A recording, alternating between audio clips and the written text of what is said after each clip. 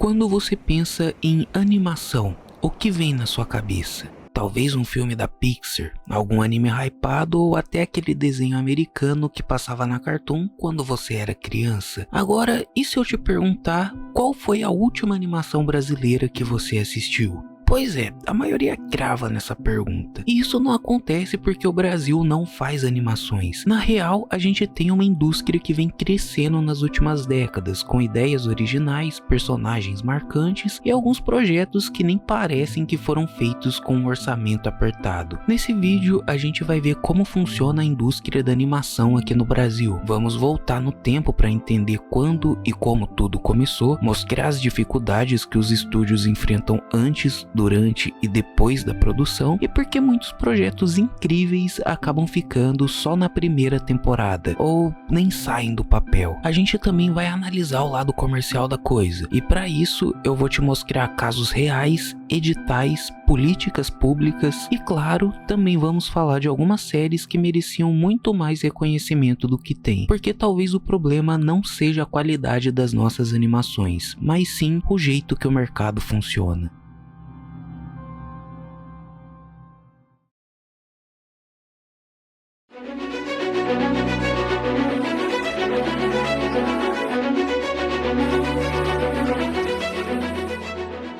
Quando a gente pensa em animação brasileira, a impressão que dá é que esse negócio começou ontem. Mas a real é que o Brasil tem mais de 100 anos de história na animação. Tudo começou lá em 1917 com um curta chamado Kaiser, feito pelo cartunista Álvaro Marins. Esse desenho era uma sátira ao imperador alemão Guilherme II, feita durante a Primeira Guerra Mundial. Infelizmente, esse filme se encontra perdido hoje em dia, mas entrou para a história como o primeiro curta de animação produzido aqui no país. Nos anos seguintes surgiram várias obras experimentais, sem muito apoio ou continuidade. O primeiro grande marco para nossa indústria veio em 1953 com o longa Sinfonia Amazônica, feito toda à mão por Anélio Latini Filho. E esse desenho era tão diferenciado para o padrão da época que mesmo durando só 15 minutos foi considerado como um longa-metragem.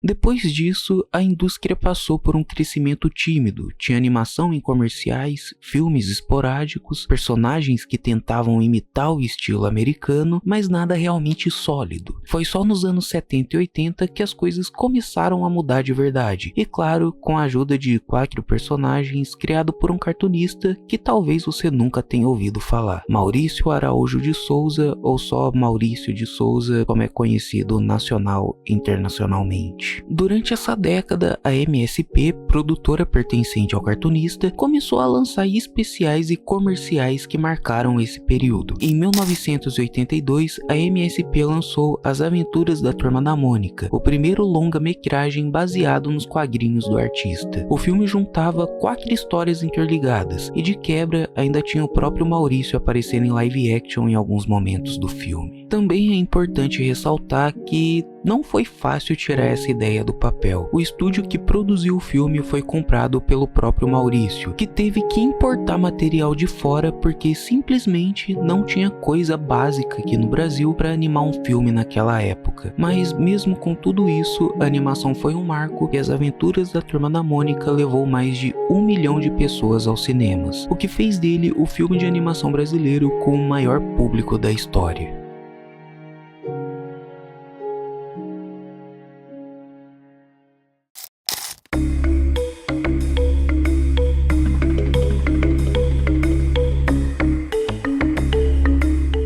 A gente terminou a parte 1 desse vídeo falando sobre as aventuras da Turma da Mônica, mas e depois disso? A real é que os anos 90 foram um período de altos e baixos. A produção ainda era modesta, mas começaram a surgir alguns projetos que, mesmo pequenos, mostravam que dava para fazer coisa legal aqui no nosso país. Um desses marcos foi o filme Cassiopeia, lançado em 1996. Ele não é muito conhecido hoje, mas tem um detalhe importante. Foi o primeiro longa de de animação 100% digital feito fora dos Estados Unidos. Isso mesmo, o Brasil fez isso antes que muito estúdio gringo por aí. O problema é que lançou um ano após Toy Story, então a comparação foi inevitável. Mas mesmo com isso, o feito técnico foi absurdo pro padrão da época, ainda mais sabendo que o orçamento da Pixar dava para comprar uma cidade inteira no interior do Brasil. Outro exemplo é o filme Boi Aruá, de 1984, que mistura folclore nordestino com uma estética própria. Não foi um blockbuster, mas é cultuado até hoje por quem curte animação autoral. Já nos anos 2000, as animações começaram a ganhar mais espaço. A Turma da Mônica voltou com tudo nos DVDs da Paramount, com uma qualidade de animação bem melhor que a dos anos 80. Em 2004, eles lançaram o Cine Gibi, uma série de filmes com várias histórias costuradas. Outra produção que vale o destaque é o Grilo Feliz, lançado em 2001 pela Start Desenhos Animados. Ele foi um dos primeiros filmes brasileiros de animação a serem exibidos fora do país. E detalhe, ganhou uma continuação em 2009 feita toda em CGI, o que era e ainda é uma coisa raríssima aqui no Brasil. E não dá pra esquecer de algumas tentativas um pouco alternativas, tipo o filme da Xuxin e o Guto contra os monstros do espaço. Bom, esse filme existe, a gente respeita o esforço, mas eu não vou ficar comentando sobre isso. Ainda nessa época surgiram algumas produções mais voltadas para o cinema autoral, como Garoto Cósmico, do Ale Abreu, que depois faria O Menino e o Mundo, e Uma História de Amor e Fúria, que em 2013 ganhou até um prêmio na França, mas isso já é papo para parte 3. O ponto é que, mesmo com pouco investimento, os anos 90 e 2000 foram uma virada de chave importante. Era como se a indústria estivesse dizendo: ok, a gente não tem verba, não tem estrutura, mas tem ideias. E às vezes isso é o suficiente para começar.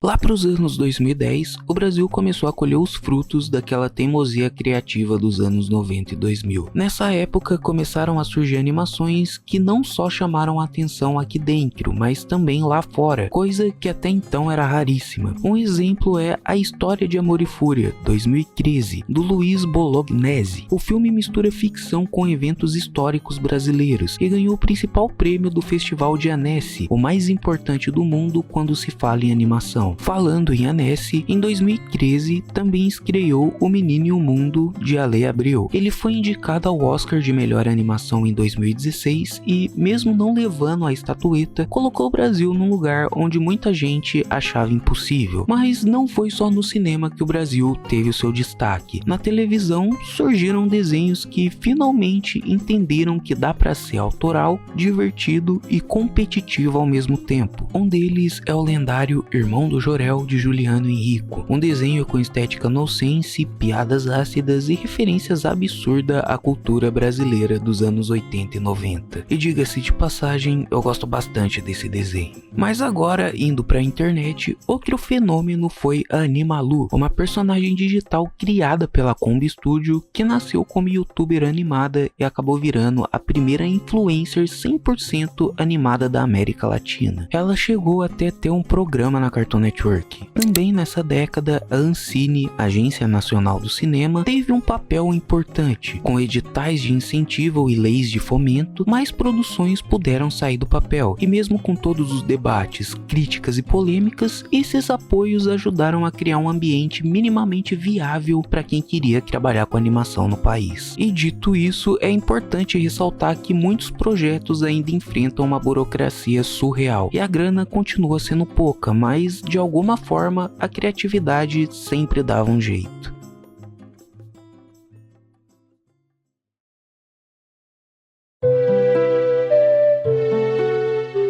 Se tem uma coisa que a gente já entendeu até aqui, é que o Brasil tem criatividade de sobra, mas para transformar boas ideias em animações de verdade, só isso não basta. Fazer animação custa caro, tipo, muito caro mesmo. De acordo com o usuário do Reddit, que afirma ter trabalhado na indústria, o orçamento para uma temporada de uma animação varia de 700 mil a 1 milhão de reais. E se nos Estados Unidos os estúdios nadam em dólares, aqui a gente aprende a nadar no Fundo Setorial do Audiovisual, o famoso FSA, gerenciado pela Ancine. A Ancine, para quem não conhece, é uma agência criada em 2001 para fomentar, fiscalizar e regular o setor audiovisual brasileiro. Basicamente, ela é o cérebro e o bolso por trás de boa parte do que é produzido aqui no país. Em 2014, por exemplo, a renúncia fiscal movimentou cerca de 200 milhões só para produção audiovisual. Só que entre frames coloridos e finais felizes, apesar dos avanços, a Ancine já foi e ainda é alvo de muitas críticas pesadas. Em 2012, 200 cineastas assinaram um manifesto reclamando da burocracia extrema da agência. E como se isso não fosse bastante, a instabilidade política só piorou as coisas. Em 2019, o então presidente da República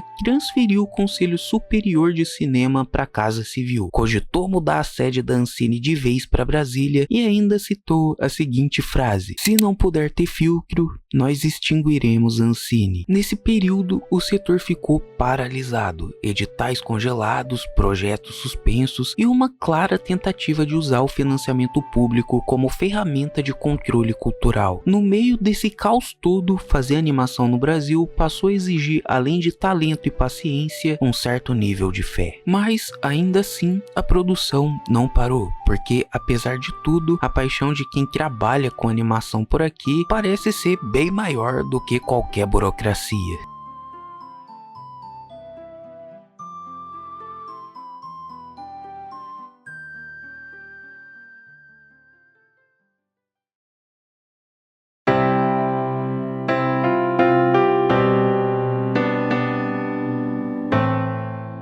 Bom, depois de altos e baixos, críticas políticas, cortes de verba, burocracias e ameaças de extinção, a pergunta que fica é: como anda a animação brasileira hoje em dia? Nos últimos anos, o streaming virou um sinal de esperança para a indústria. Plataformas como Netflix, HBO Max, Globoplay e até mesmo o próprio YouTube começaram a investir em conteúdo nacional, inclusive em animação. Foi assim que surgiram produções como Irmão do Jorel, que virou um dos desenhos mais aclamados da América Latina, e até projetos como Tainá e os Guardiões da Amazônia, feito em parceria com distribuidoras internacionais. A boa notícia é que nunca tivemos tanta gente animando no Brasil. Tem estúdio grande, estúdio pequeno, animador freelancer, mas como nem tudo são flores, aqui vai a má notícia. A maioria das produções ainda dependem de financiamento público, que continua instável, ou de produções internacionais que costumam sugar uma parte da autonomia criativa. Isso sem falar no famigerado desinteresse do público brasileiro, que muitas vezes prefere assistir animação dublada dos Estados Unidos do que dar uma chance para algo feito por aqui. No fim das contas, o que dá para dizer é que a animação brasileira ainda continua viva, e mesmo que muita gente não saiba que ela existe, tem uma galera nos bastidores tentando contar histórias brasileiras com a mesma qualidade ou até mais do que muito estúdio gringo por aí. No fim das contas, a gente entendeu que a animação brasileira existe, tem qualidade e tem história, só não tem a mesma vitrine. Não é que o Brasil não sabe fazer animação, é que muita gente nunca teve a chance de ver o que foi feito. Temos artistas que são realmente muito bons, estúdios que se viram com pouco e ideias que nunca seriam produzidas lá fora, porque só fazem sentido por aqui mesmo. No meio de um cenário cheio de limitações, o Brasil conseguiu criar coisas únicas, às vezes com papel, lápis, uma ideia maluca e muita, mas muita paciência com o edital. A real é que a indústria tá evoluindo, mas ainda depende muito da gente, do público, de quem assiste, compartilha, comenta e até de quem reclama, porque no fim só existe produção se existir interesse.